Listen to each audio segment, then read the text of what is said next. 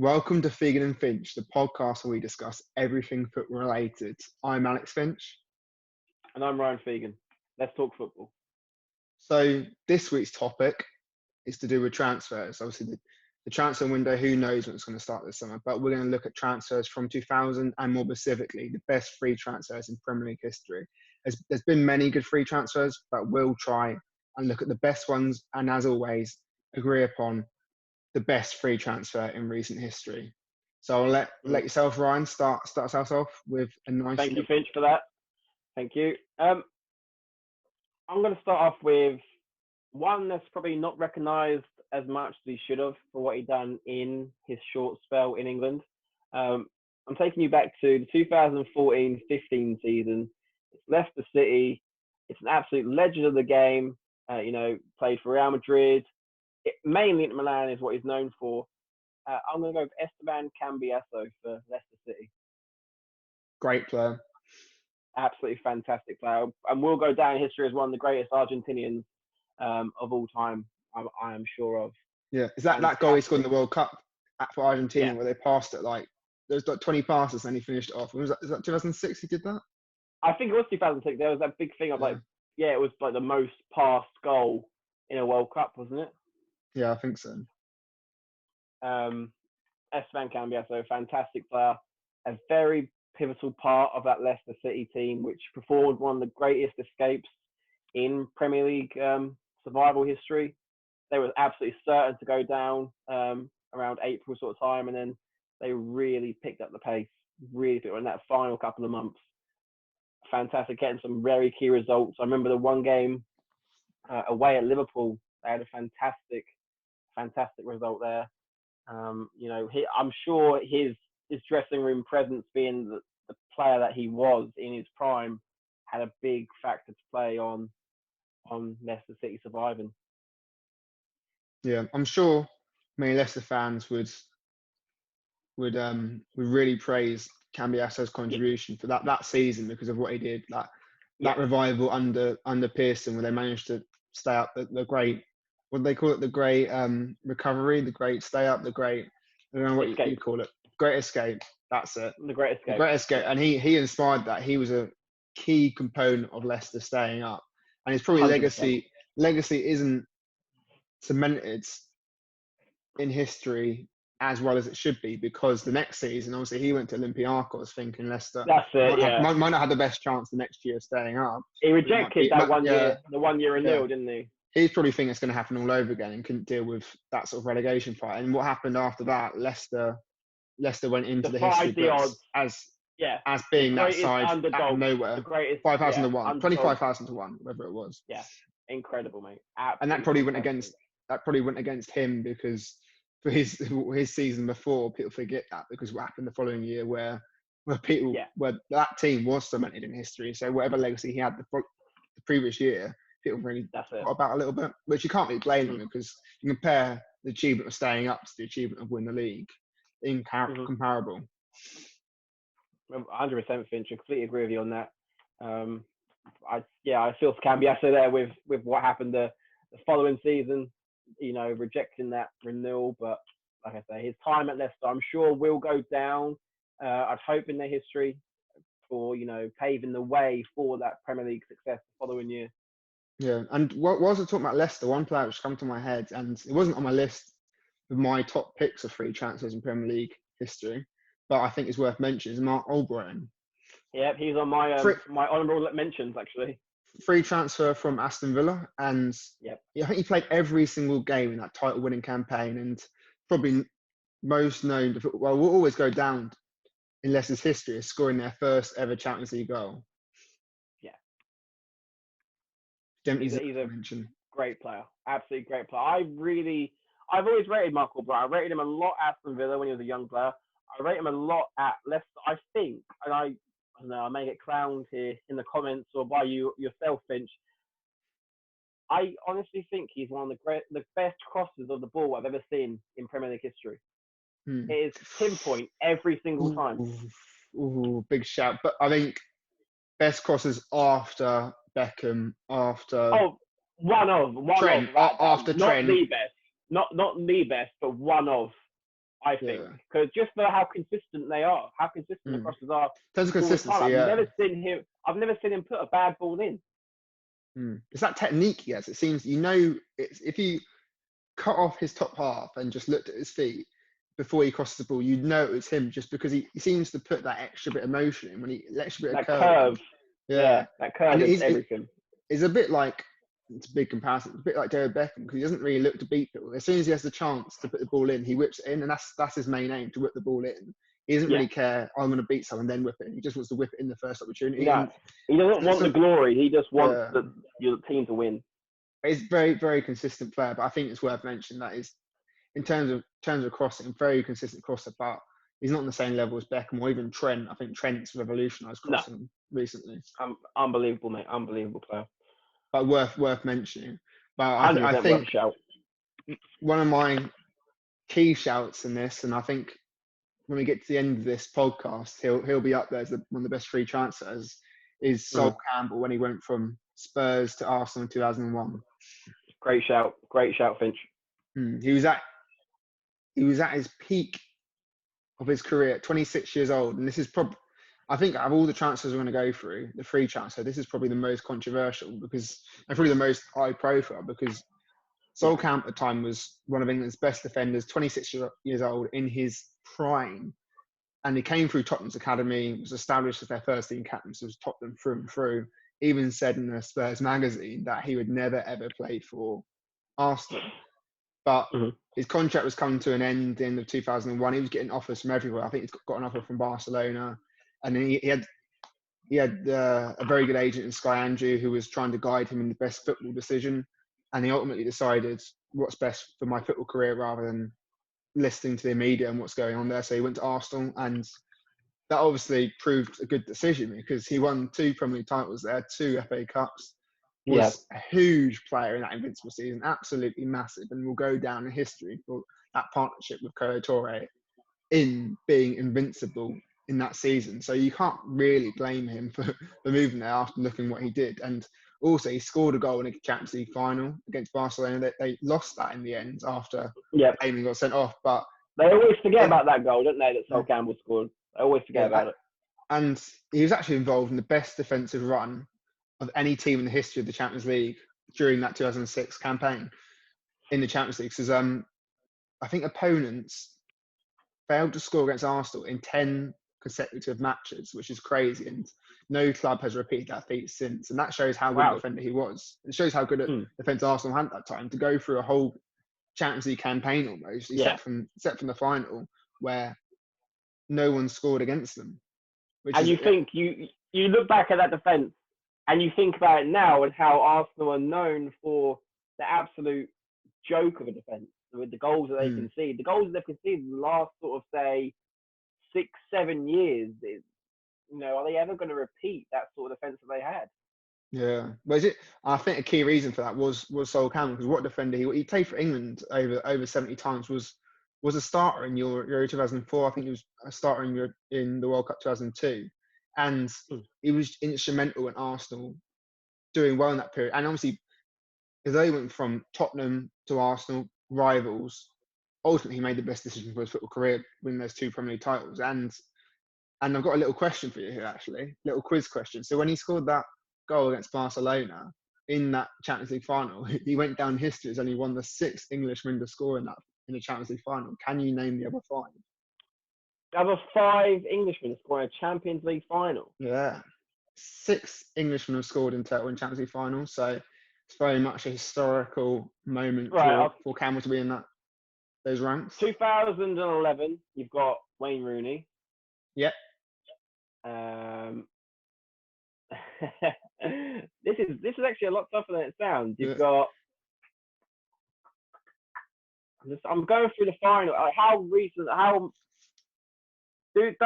When these players, you say these English players have scored, how many of them are 2000 and like below? 2000. There's only one which is before 2000. That's 1999. But you should definitely get 2 others. 2 others are part of England's golden generation. Oh, without that, you got Frank Lampard in 2008. Yep. And I'm You should get the other one. Steven Gerrard. Yes, well done. Of course. Who was the other one? 2005, Istanbul. Who was the other one? Two more. I think who scored 1999, the comeback against Bayern Munich from Man United to finish off their treble-winning season. Oh, Teddy Sheringham. Well done. The last one's quite hard. Right, well, go on, give you a clue. Englishman went from Liverpool to Real Madrid for a free. He went for a free transfer, but outside the Premier League from Liverpool to Real Madrid. Steve McManaman. Steve McManaman, that's the one. So that's the 6th Englishman. 6? You said 5? There's 6 in total, but there's 5 other ones apart from Sol Campbell. Oh, apart from Sol Campbell. All right. Yeah, apart from, and I think it just come to my head now. The crazy thing about Sol Campbell is after he left Arsenal, his contract wasn't renewed. There was some disagreements there. He had offers from Juventus and went to Portsmouth because he wanted to stay in England, and that was justified again because he won the FA Cup and inspired them. But he actually never, despite how good he was and in playing for 5 clubs throughout his career, he never cost a transfer fee. So he is the free transfer. Really? He's been a free transfer his whole career.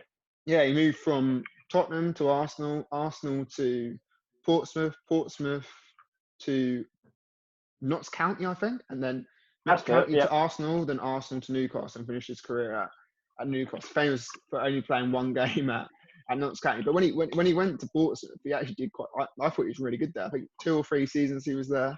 He won the FA Cup, inspired him to that. So we'll go down the history then. Was overall good defender. He wasn't even that bad when he went back to Arsenal for that spell. I think 2010. No, he's been pretty solid his whole career. I'll give Sol Campbell that. And just to be that free transfer man, where he never cost a transfer fee. Yeah, think about it now. How much he would have cost. Put him in today's market when he in today's market. Spurs to Arsenal. I'd say what? 40, at least Van Dijk fee. 40. You say at least? I'd say between 40 and between 40 and 60.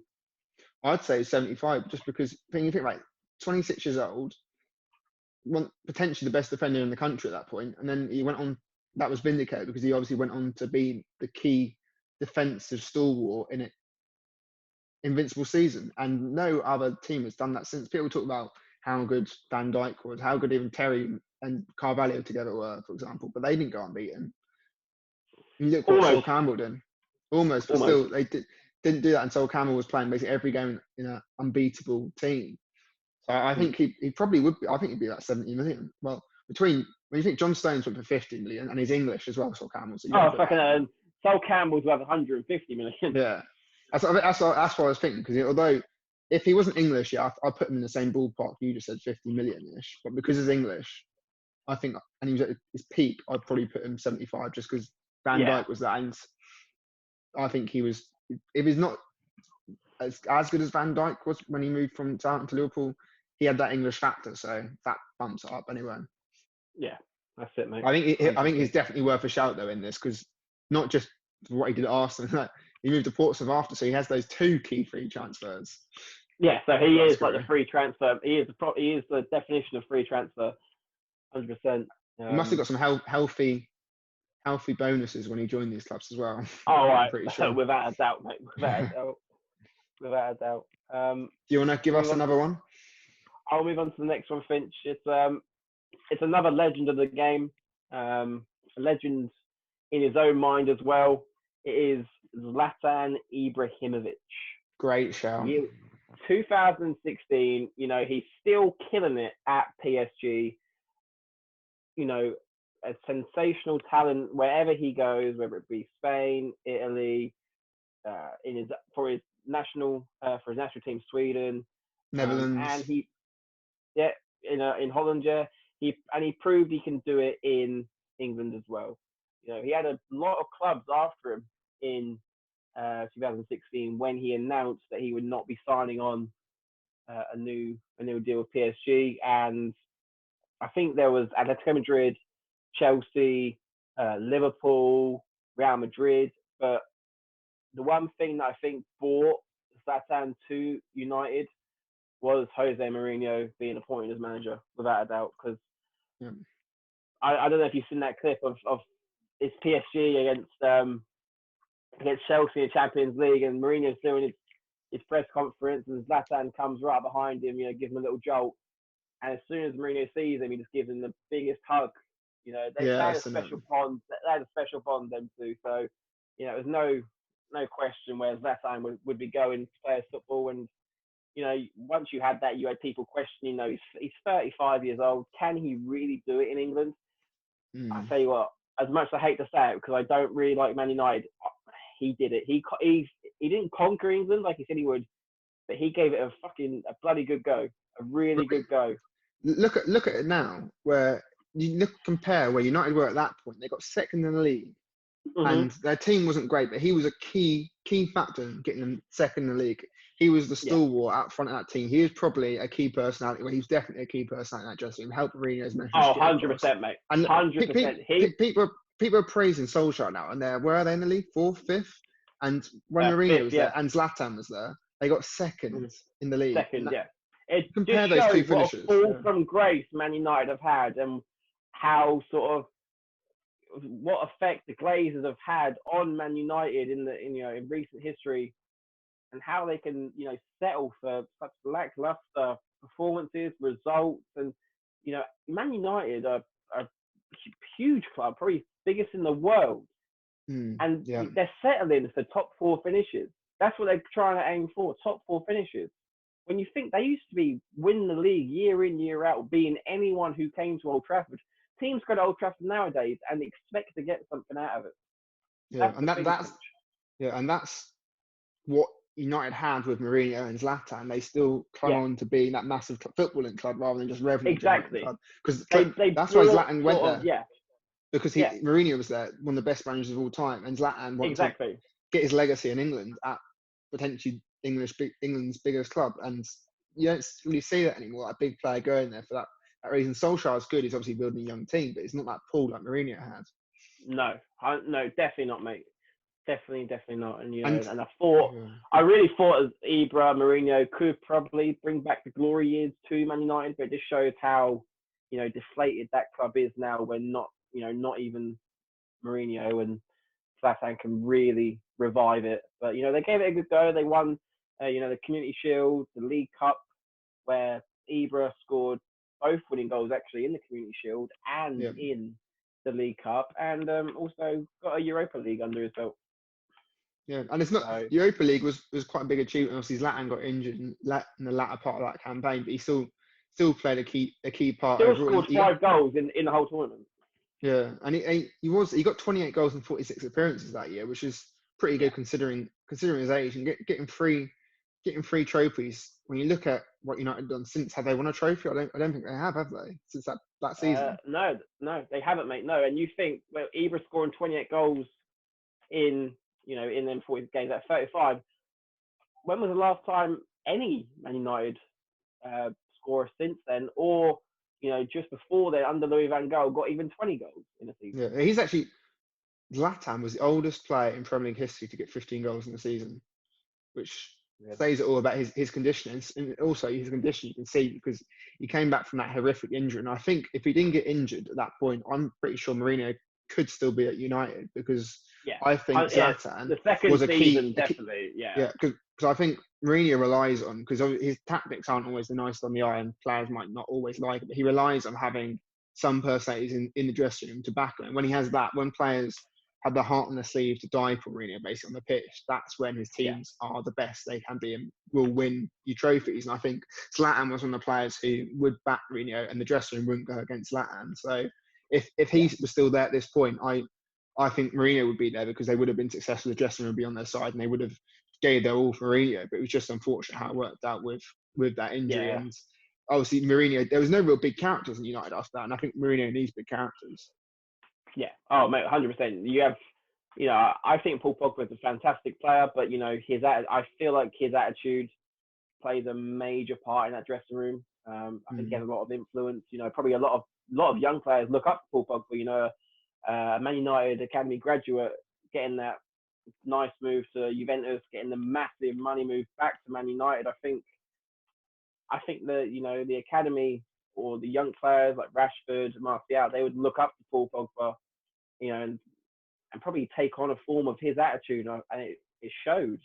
It showed in the games they were playing, in training. You see all them then clips of Pogba. Mm. Remember that one of Pogba and Mourinho having that stare down? Yeah. We look at Mourinho's team with Chelsea, that great Chelsea, potentially greatest Chelsea team in history, where you had Lampard, you had Terry, you had Drogba, those three massive personalities who would back Yeah. Mourinho, and that's what made them great. Those They three personalities and would buy Mourinho. to Mourinho. Yeah. Yeah, and that's why They it worked so well. had that discipline. And I'm pretty sure if Mourinho went to a club where he'd have three of those personalities again, he'd win trophies. Oh, without a doubt.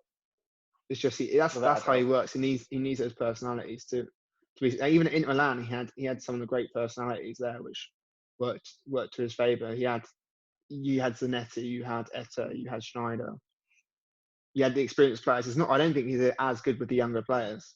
Cambiasso. Yeah, can be so. But when you look at United, there's a lot of young players who were there on big money, like you said, Pogba. But yeah.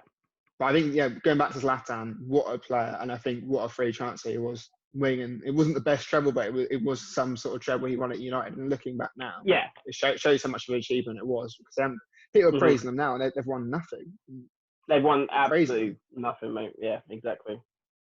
You got to look back at trophies. Without doubt. That's one thing I think Mourinho's always been right on. People always say, people don't like how you're playing, that kind of stuff. And he always said, well, when you look back at my career, all the trophies I've won, who cares about how I played? People don't care. Like Ipswich, I'm an Ipswich fan, and if you didn't know, and the trophies we've won in history, FA Cup, UEFA Cup, in league back in 1962 with Alf Ramsey. I don't care how he played in those years. All I care about is we won them. Look at that in history books. We won that. It separates us from our rivals Norwich, because they've won nothing. Yeah. That's exactly it, Finch. Yeah. Trophies define success. And that moves on to a player who's won. He moved from Man City to Liverpool and won the best club trophy there is to win in the Champions League. James Milner.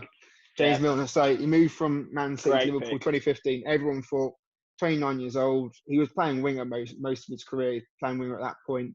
Everyone thought, he doesn't really have that yard of pace anymore. Probably passed it a little bit. And they thought he'd probably see out his career at Liverpool, do okay, but Liverpool in that period hadn't done much. I think Klopp just arrived, and I think that was the season they got to the Europa League final, I believe. So they hadn't done anything before that. And at Liverpool, it's been an absolute revelation. It started off there, changed position from winger to left back before Robinson came in. Played left back for quite a while, was quite good there. And then it's been an absolute. I think it's almost his second career being a centre mid. I'd being honest, I wasn't his biggest fan before he came to Liverpool. Even when he was at Liverpool at the beginning, he played left back, it was all right, standard, good player, but nothing special. But ever since he's been at centre mid at Liverpool, I think he's actually really impressed. You appreciate him more about how much of a workhorse that James Milner actually is. He gives it his all every single game. And he was last year, and even this year, especially last year, it was Henderson, Wijnaldum, and Milner. Those three in midfield that won in the Champions League, and got any other Premier League season, they would have won the Premier League as well. Yeah. But he's won the Champions League there. He's won the UEFA Super Cup. He's won the Club World Cup. It looks like one way or another they'll get the Premier League this year. And to get those trophies, when he went from Man City to Liverpool, who would have thought it would have been Liverpool winning the Champions League, not Man City at that point? Yeah, exactly. And it vindicates his move. I'm pretty sure if he said to him now, would you rather start Man City win another Premier League title or two there, or go to Liverpool and win a Champions League, UEFA Super Cup, Club World Cup? I'm pretty sure he would choose going to Liverpool, because he already won the Champions League, won the Premier League. Won it all, yeah. He's won the FA Cup, Carling Cup, Premier League. He's won it all in English football. And I'm pretty sure Man City will regret the decision of letting him go. I don't think they offered him a contract, which is crazy. And for free transfer, the best thing I like about Milner, I love players who do this, who prove me wrong and prove most people wrong, who change their position through their football intelligence as they go on for their career. Because he knew he didn't have the pace anymore for a winger. He still crossed the ball very well, but his best position now is centre mid, and he's transformed the way he plays to be a successful centre mid. And his passing range is outstanding. His crossing is outstanding. He's Liverpool's penalty taker, always reliant upon penalties. And overall, he's got 26 goals and 210 appearances. He's Mr. Consistent for Liverpool. And I just love that he's changing position. become a really, really good centre mid alongside Henderson and Ronaldo, and this season a bit more Oxlade-Chamberlain. It's still a very good player, and he'll be Liverpool for at least another year, I think. Yeah, I can see that. And like we said about Cambiasso, like we said about Ibra, I think James Milner's another one of them who probably has that dressing room. He has it all in the dressing room as well. He's a big inspiration to them young Liverpool players, I think. I just loved it. I absolutely love that everyone used to call him Boring Milner and take the mick out of him. And now he's owned it. The best of that, he's owned it. Oh, mate, yeah. Without a doubt. His Twitter account is fantastic. It's absolutely fantastic. Like, that is the best way. If someone's taking the mick out of you, like, oh, Boring Milner, the best way to do it is own it. Because now everyone thinks it's quite cool. When he says, oh, I'm going to have some Ribena. After Champions League final, I'm pretty sure he said, oh, celebrate some Ribena. Yeah, I'm going to celebrate with some Ribena tonight. Yeah, and he like lines up his cups of teas and like stuff on Twitter. It's absolutely brilliant. He's owned it now made himself look quite cool, which is fair play to him. 100%. But I think it's worth a mention. I don't think he'll be our top pick, but I think it's worth a mention. Worth a mention, without a doubt. Which brings me on to our next pick, which could potentially be our top pick. It's another centre mid. Around the same age, actually. He joined Chelsea, same age of Milner. Michael Ballack was 30 years old when he came to the Premier League. Signed on a free deal from Bayern Leverkusen when... Munich. Was it Bayern Munich? Oh, yeah, Bayern Munich. Went from Leverkusen to Munich, to Chelsea, That's it. Leverkusen. That's exactly it. Apologies for that. Fantastic player. He was for Chelsea. Absolutely fantastic. When people thought maybe his career sort of fizzled out after his little spell at Bayern Munich, but it certainly didn't. Michael Ballack tore the Premier League up with that partnership with Lampard and Michael Essien. One of, if not the greatest midfield in Premier League history, I'd say, Finch. Absolutely. And you got Makelele there as well. I think was Makelele just come to the end of his career. Just come to the end of his career. Yeah. And then you had Mikel obviously as well. Mikel played a key part. I think he stepped in for Essien quite a bit. Mm-hmm. Oh, Johnny Mikel. That was definitely one of the best midfielders in Premier League history. Definitely. Best midfield squad without 100%. Yeah, 100% squad definitely. And then if you're looking in terms of the actual start midfield, it's up there. I wouldn't put it definitely first because there's a lot of good midfields, but it's up there. But in terms of the actual squad, when you look at the players they had available midfield overall, I'd put that first, 100%.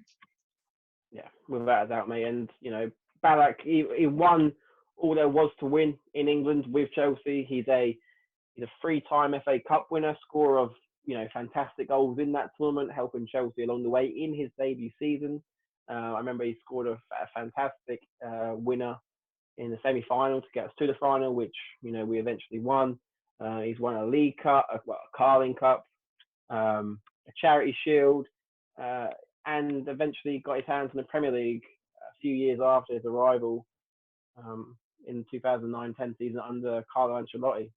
He scored 25 goals and 166 appearances for the Blues, countless man of the match performances. I feel like he will not only go down as a Chelsea legend, but also a Premier League legend for all that he achieved in England. I'm not sure if you agree with that, Finch, or not. But in my opinion, I think Ballack has definitely got a...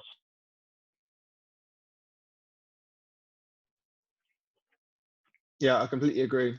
2-1. And he came to Chelsea at a point, he's probably definitely one of the best midfielders in the world. I remember he came to Chelsea 2006, didn't he? And in that 2006 World Cup, I remember having in the playground, having those famous World Cup cards. And he was the top rated player in those World Cup cards, ahead of Ronaldinho. Mm-hmm.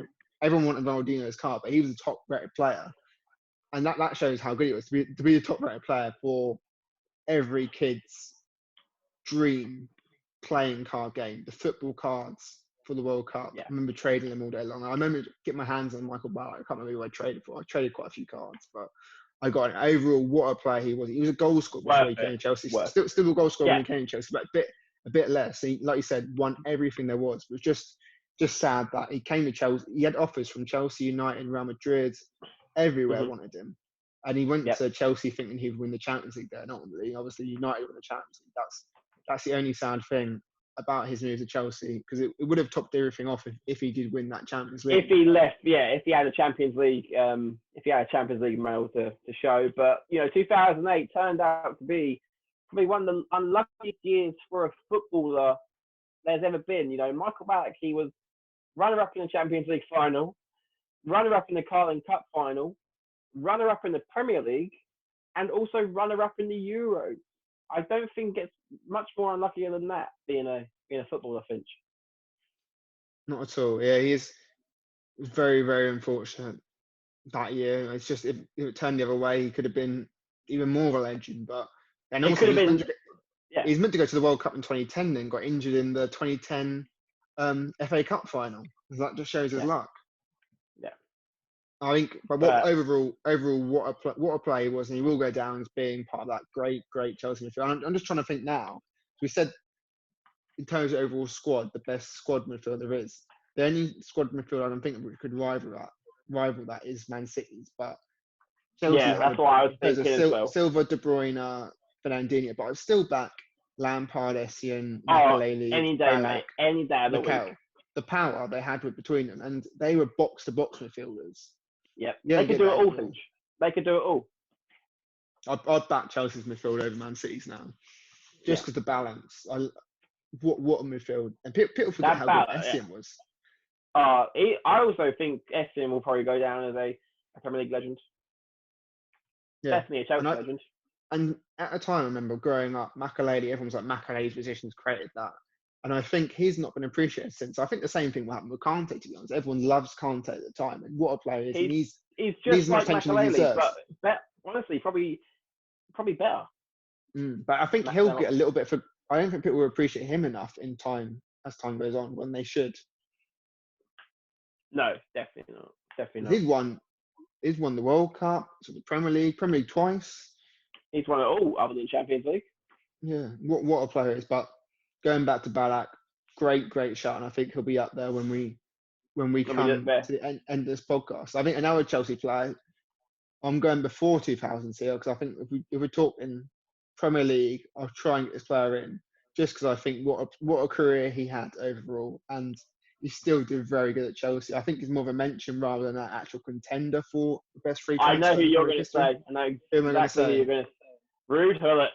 Ruud Gullit in 1995 from Sampdoria to Chelsea. In many ways, I think that changed almost everything at Chelsea, because after that you had Vialli, you had Zola, you had some of these great players join that club. Poyet, great players, non-British players. That was the best thing. They brought over people from the continent to Chelsea, and those great flair players, because you didn't have many flair players coming through British academies. But they brought the great flair players, and that changed everything at Chelsea. So he went to founder Glenn Hoddle, did well there, and then actually a season later, he became a player manager and inspired Chelsea to the FA Cup in 1997. And it's easy to, when I say that changed everything at Chelsea, that was their first major trophy in 26 years. Mm-hmm. That's it, Finch. And everyone says Chelsea founded in 2003 after Abramovich bought them, but Chelsea had quite a bit of history before that. It was 1995 rather than 2003. I give them an extra 8 years. Exactly. 1995 Chelsea were made. But to be fair, when people say 2003, they actually did, the start of the era was 1995, because that's when Abramovich's money might not be there, but that's when they brought some of the great players they had, like Zola, like Gullit, like Vialli, and they won the FA Cup, they won European Cup Winners' Cup under Vialli, which was the FA, which is the UEFA Cup, or known as the Europa League these days. Yeah, no, that was UEFA Cup. That was weird. UEFA had a weird setup then. They had UEFA Cup, they had the Champions League, they had the European Cup, and they had not European Cup. So you had the UEFA Cup, you had the UEFA Champions League, which was formerly the European Cup, and then you had the Cup Winners' Cup. So you had 3 UEFA competitions, UEFA club competitions. But the Cup Winners' Cup was seen as like the same level as the UEFA Cup. Yeah. Which is still a very good competition to win.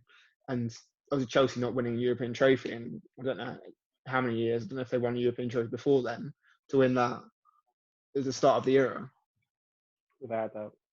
I think he's definitely worth a shout. But obviously ended badly for him overall, because then Bialy replaced him as manager, I believe, and he retired after that. Yeah. So, well, I've actually got Gianluca Vialli as one of my honourable mentions as being one of the best free transfers, actually. You don't deserve a shout. Yeah, I definitely. think another player in that ilk of great players from outside the UK, it was a free transfer. It's JJ Okocha to Bolton in 2002. So good, they named him twice. So good, so good, so good, as they say in Sweet Caroline. He deserves that shout straight away. So he moved to Bolton. You think now Bolton League One looks like they're going to go League Two. It's hard to believe that they got players in 2002, 2003 who were some of the best players in the world, and they established themselves as a club which was a home for experienced maverick superstars, and Okocha became that superstar and that standard bearer for them. And he was there for 4 years. He captained them to the 2004 League Cup final and was an entertainer throughout the whole journey at Bolton. Before Bolton, he was at PSG with Ronaldinho doing absolute wonders. So yeah, that's it. Amazes me that he went to Bolton, did absolutely amazing. But I think he's one of the players again who deserves a mention rather than an actual contender. Well, 100% JJ Okocha. Probably when you think of the term baller, you think of Ronaldinho but JJ Okocha has got to be up there in your head as well. The skills that man done was absolutely disgusting in the Premier League. Absolutely disgusting. If you want to watch any Premier League best skills highlight video, his rainbow flick will be in there. Absolutely amazing. Every single time. Every time, Finch, you're right. So, do you think that brings us on to another shout? I'm all shouted out. All my players have been said now. You've said 3 of my players. Great minds think alike. Exactly. But my main shout is still coming. I still haven't come on to my main shout. Bring it on, Finch. Bring it on. It's just you now, my friend. I've got a few shouts, a few mentions, but this player will be my main shout, and it'll be a shock to a lot of people. But when I explain his achievements and what he did, I think people will appreciate how good he was. And this is Gary McAllister, Scottish legend. He was a shock signing in 2000. Gerard Houllier. Everyone thought, okay, he had a good career, seeing his career out at Coventry. He played for Leicester, got a lot of appearances. He was 35 years old at the time, so even older than Zlatan. Zlatan was 34 when he came to the UK. This was Gary McAllister, and Zlatan was playing at PSG before. Gary McAllister was playing at Coventry. It's a bit different. But he was integral to Liverpool winning a treble. So treble similar to Zlatan's, but probably a little bit better because it's the FA Cup, UEFA Cup, and League Cup rather than the Shield. And he was a crucial head in quite a young squad with the likes of Owen, Fowler, those type of players, Redknapp, Carragher, Gerrard. And he was a crucial head with that young squad which went on to win the League Cup, FA Cup, and UEFA Cup. And Houllier actually described McAllister as Liverpool's most inspirational signing. When Liverpool went to sign, I'm pretty sure many Liverpool fans were, he's all right. Probably similar to James Milner. He's an all right player, but will he do much for us? But I think the thing which separates McAllister to a lot of the players we've talked about is what he actually did in all these finals and his actual instant impact. So in the league, I think it was in the league, I'm thinking he scored a 44-yard free kick in the Merseyside derby against Everton in the 4th minute stoppage time. To do that alone at Liverpool, you go down on folklore, score a winning free kick. And then in the UEFA Cup, he was instrumental in that. And in the UEFA Cup that year, you had some big sides. Liverpool had, it's easy to forget at that time, some big sides were in the UEFA Cup because not all, the Champions League wasn't as spread out as it is now because of you had the UEFA Cup Winners' Cup, you had the UEFA Cup, and you had Champions League. So it wasn't like 4 teams would go into the Champions League. It's not the competition it is now. I think 1 or 2 teams went to the Champions League and the rest went into the UEFA Cup. So you had Barcelona in the semi-finals of the UEFA Cup, and Liverpool drew 0-0 away, and they scored 1 goal in the home leg to win 1-0 at home, and that was Gary McAllister. He scored the penalty. And then he was obviously in the starting lineup of the UEFA Cup final, crazy final. I watched it on YouTube the other day, and Liverpool won 5-4. And McAllister scored 1, a penalty, and had a hand in 3 as Liverpool won that game against Alves, yeah. So he got Yeah. man of the match in that final. Absolutely amazing. And back then you had golden goal. So he obviously scored a penalty. Liverpool were 3-0 up, I'm pretty sure. And then obviously, so it was almost the opposite with Istanbul. Then the Spanish team came back 3-3. I think that's how it was. Then Liverpool went 4-3 up, I think, and then went to 4-4 all. I think Jordi Cruyff, so Johan Cruyff's son, scored a header from a corner in stoppage time, or right at the end of the game. So obviously it went to extra time, and golden goal came in. And McAllister's free kick, he had a free kick. He hit the free kick and was deflected off the Spanish team's player and went into his own net. So he was basically the reason they won it. He didn't score the golden goal because it deflected off someone, but basically scored. So he had a hand in 3 goal. Out of those 5 goals, he had a hand in 3 and scored 1 and got man of match. What an impact he had. And he also won the League Cup there. So he replaced Gerrard as a substitute. And this is the character he was. He scored the first penalty kick in that League Cup final against Birmingham, and they won 5-4 in that. He also played in the FA Cup final, coming on as a substitute against Arsenal. And he was there for another season as well. So 2 seasons he was there, played nearly every game. So 87 appearances, 9 goals, and just a big game player. Let's look at what he did in that UEFA Cup run. In terms of that final and what he did and winning at Liverpool, it's just, I think, is absolutely inspirational signing and deserves to be a contender for the best free transfer. That is a really good shout, Finch. You've done your research there without a doubt on McAllister. Fantastic shout, absolutely fantastic shout. Do you have any more shouts, or are we ready to I think there's a few more. I think there's a player who you might want to talk about, actually. A player you loved. Not Samuel Eto'o, but I think this is another player. Demba, very good player, but I don't. Obviously, he was amazing for Newcastle, getting those 16 goals in that incredible season. They got 5th, but this is a player you're going to be wanting to talk about. It's Brad Friedel. Brad Friedel? Why don't I want to talk about Brad Friedel? You love Brad Friedel.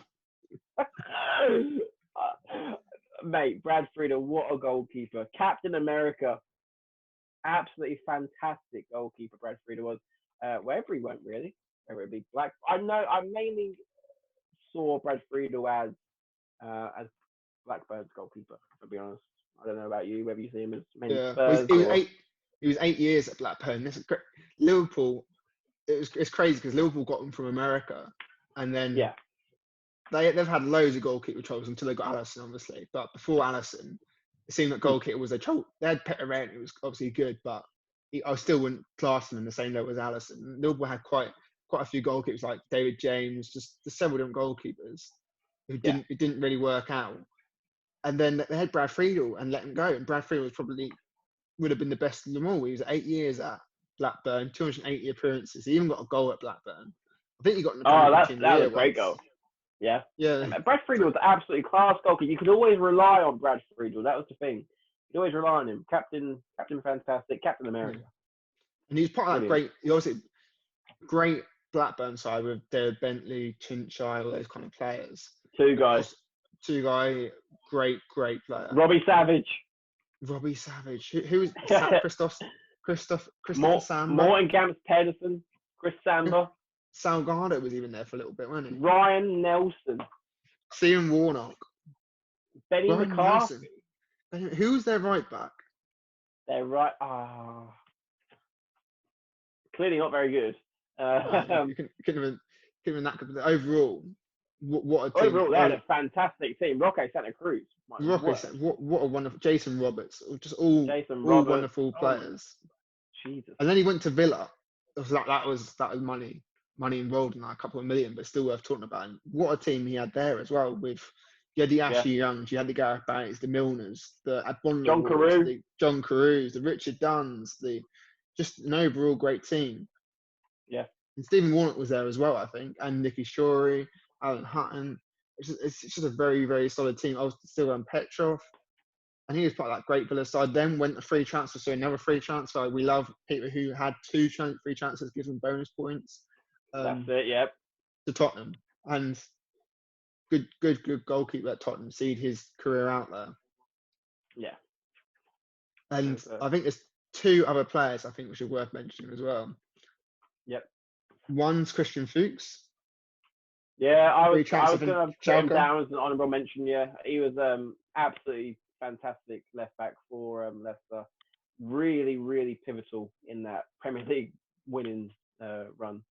I remember always remember that assist he got to Jamie Vardy to break the record.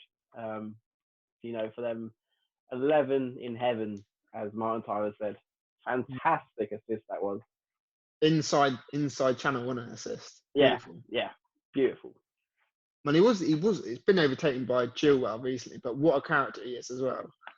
Yeah, Great character. When you see fantastic clips player. of him, obviously that famous clip of all the Leicester team being at Jamie Vardy's house, it was Boots going mad.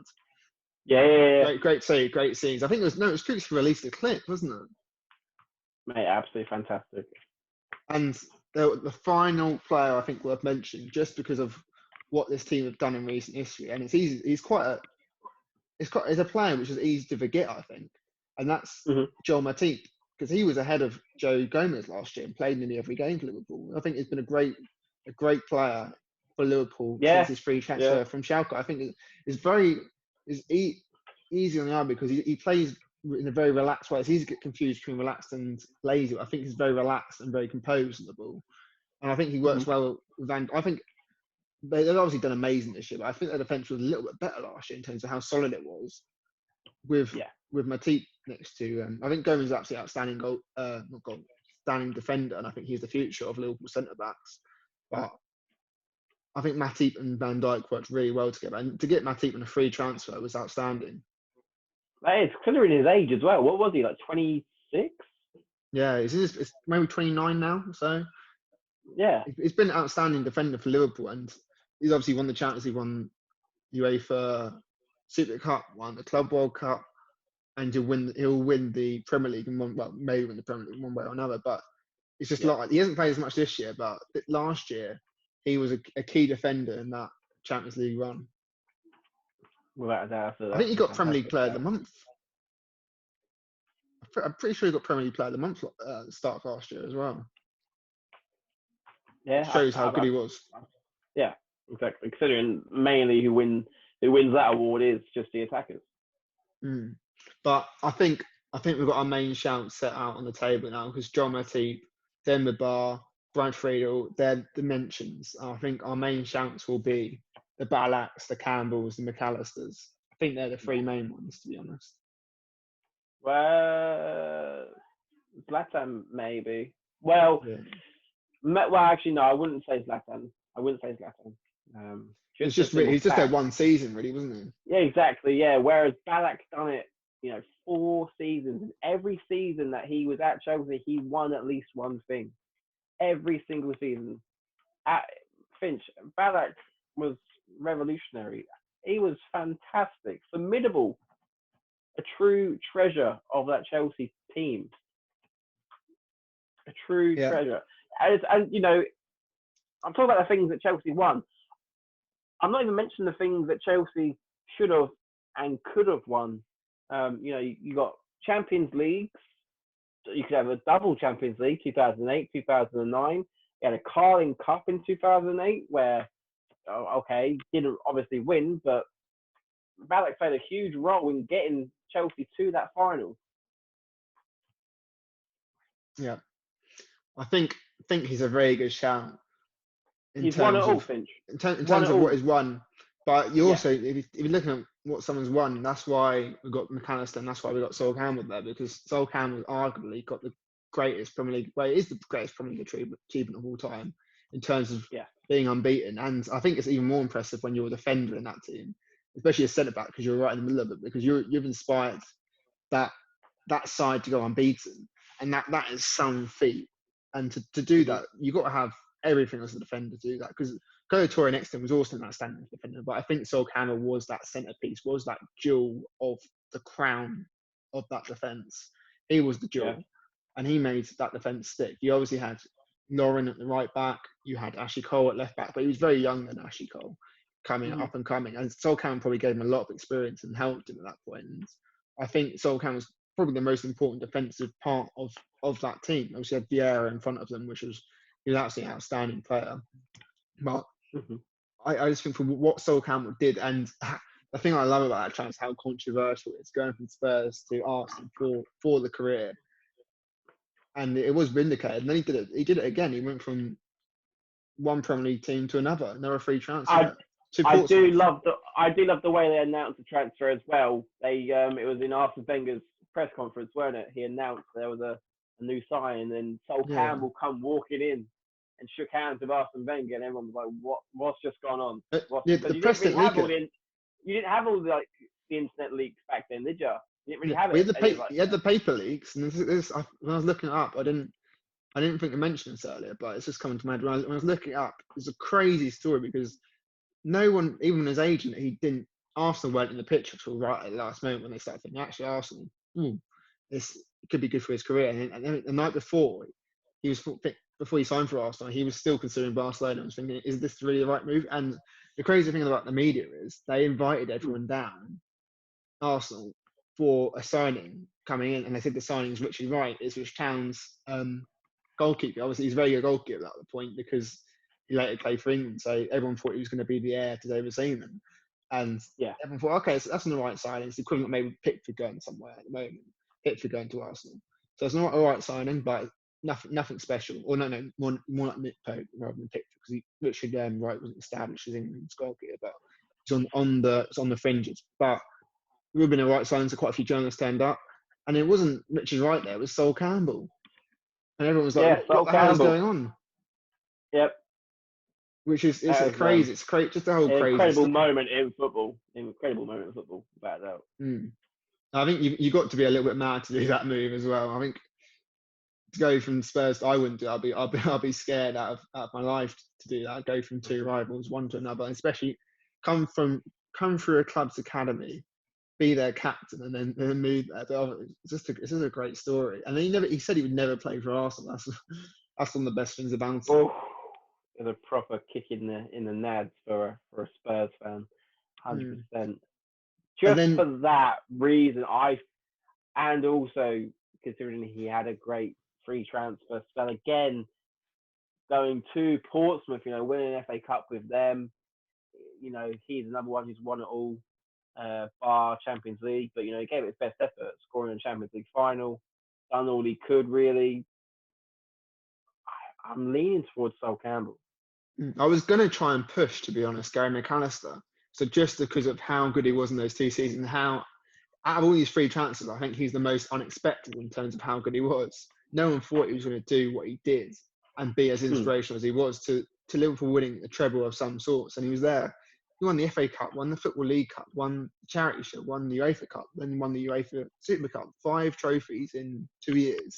In a time Liverpool weren't a great side, really. And it was quite a few years before they won anything significant after that.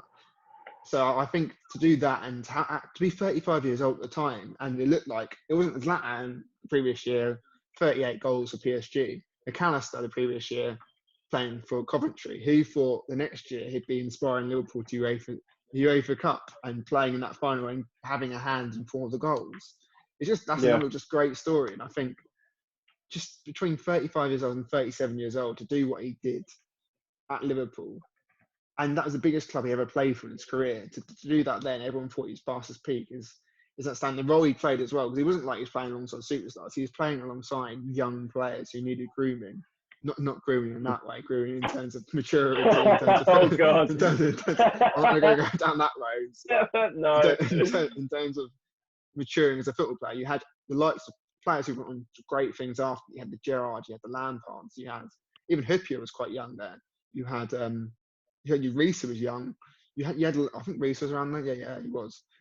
And then you even had Owen, who was incredibly young. The only other experienced player you really had was Fowler, and we had a few others, but you had Fowler, who was a bit older, but still fairly young. So it was a very young team. Even Redknapp was very young. Redknapp was injured for much of that game, but still, I think Redknapp was the club captain at that point, so still around. But he was even quite young. So it was a team of youngsters who needed some guidance from an older head, and he was an older head. And I'm pretty sure they wouldn't have won anything without him that year because they needed that, like we talked about before, that dressing room guidance. I think people don't. The thing when you got to take into account with any transfer, any player, for any football team is not what they do on the pitch. Obviously, that's important, but you've also got to take into account what people always forget is what they're like in the dressing room. Yeah, their presence in the dressing room accounts for so much as well.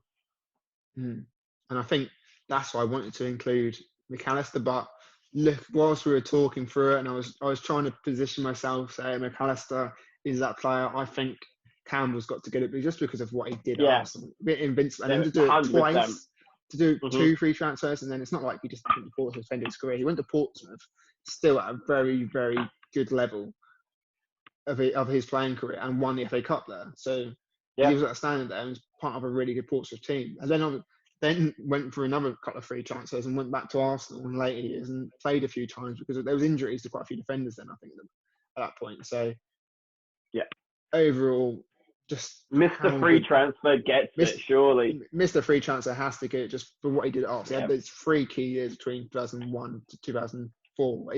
And then I think he got injured the following year, but then instrumental again 2005, 2006 to come back, score in the Champions League final and almost win it. Be one of the 6 players, English players, to scored in a Champions League final. That is history making. I think as a player, as a free transfer, he's got the most controversial transfer of all time, definitely. And I think he should have the accolade of the best Premier League free transfer of all time too. I completely agree, Finch. So I think we agreed upon that. That's another podcast done. And this podcast, we've agreed upon the best free transfer in Premier League recent history, and that is Sol Campbell, closely followed by Ballack and McAllister. Perfect. No, another podcast done. I hope you all enjoyed it, and be sure to tune in next week. Thanks for listening.